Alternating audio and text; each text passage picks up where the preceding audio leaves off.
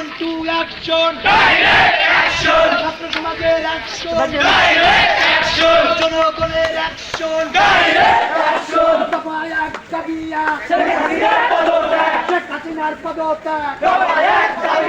দফা এক দাবি এক, খুনি হাসিনার পদত্যাগ,